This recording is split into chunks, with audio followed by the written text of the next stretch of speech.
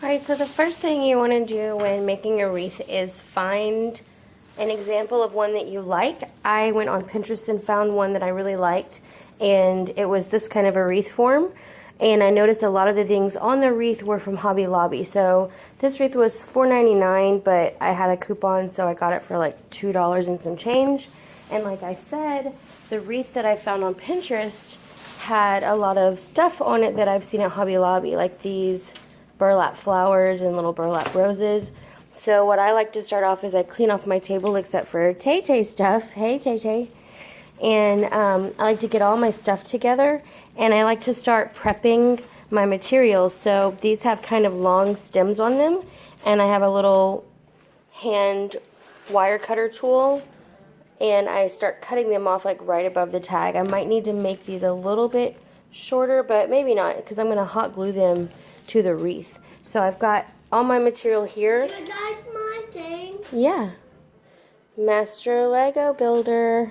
And I'm going to start cutting these into the sizes that I want. So another thing that I like to do, I only bought one stick of these beads, and I'll cut the long stem off. So this was the long stem. Can I have it? Hold on, Taylor. And this was in like 2 or 3 pieces. So like this one right here was one long piece, and I'm cutting it into smaller pieces because I don't like it to stick out a lot. I just like to see a little bit of the beads in certain places.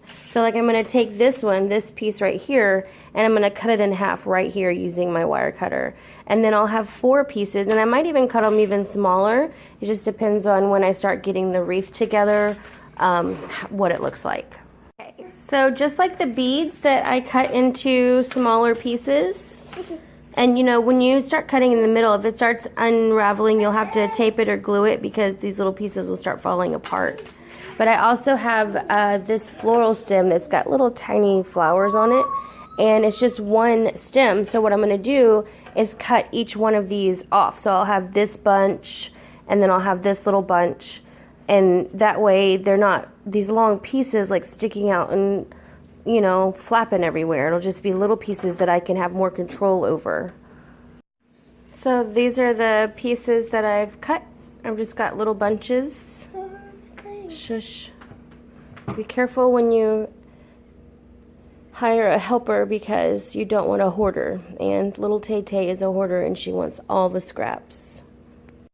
So once you've cut all the little floral stems apart and deconstructed them, like this, these little beads were on a stem with these little twiggy looking things, and then I had 2 stems of these little flowers.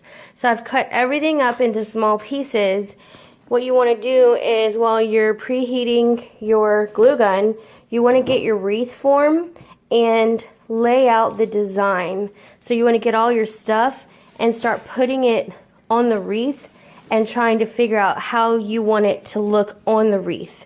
That way you're not just going blind and just sticking stuff randomly, unless you like to do that. I don't like to do that. I like to set it on here, rearrange it, take a step back, look at it, and then I will start gluing it on once I already have it in the spot that I want it. Alright, so I have everything kind of just placed on the wreath, and now I'm going to start pulling it back out and hot gluing it on, and then I'll show you all the fun. But I'll show you the final project. This is what's kind of left over, not too much. I feel like maybe I put too much on my wreaths, but they're so pretty. So I'm going to glue it, and then I will show you all the final product when I'm done. Okay, here's the finished product. The wreath form itself is a little bit lopsided, but I kind of like it because this was a natural themed kind of wreath, I guess you would say, with all the burlap and greens and earth tones.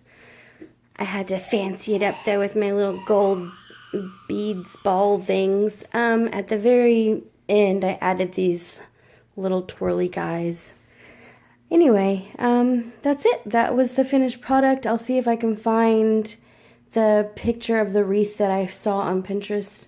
That was my inspiration, but that's my finished product, and it was super easy to make, and it was relatively inexpensive. I think everything cost me like $22 maybe. So, love it.